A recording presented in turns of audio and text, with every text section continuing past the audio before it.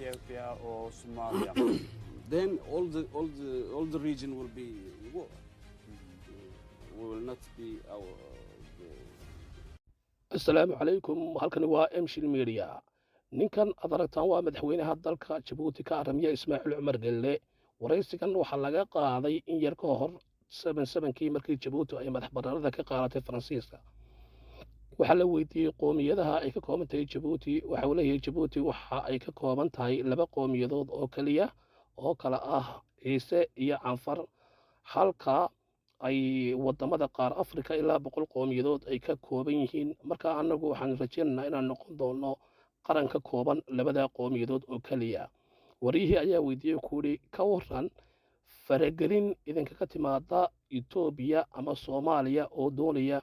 in ay idin qabsadaan maadaama qoomiyadaha Jabuuti degan ay iyagana degan yihiin waxa yidhi haddii tallaabada ay qaadaan dagaalku anaga oo kaliya saameyn maayo laakiin gobolka oo dhan ayaa u saameyn doonaa waxa yidhi Soomaaliya su'aasha kala weydiiyey waxa weeyaan Soomaaliya ka waran haddii ay idinku soo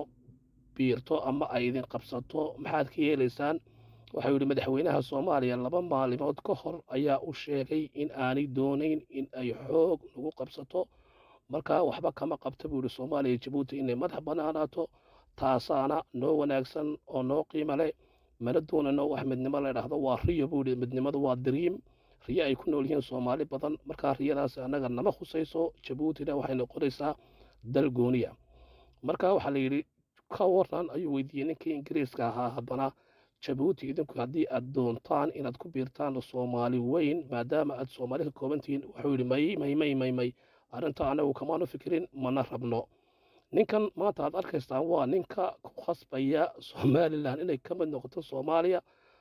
aad baad mahadsantihiin wassalaamu calaykum waraxmatullaahi wabarakaatuh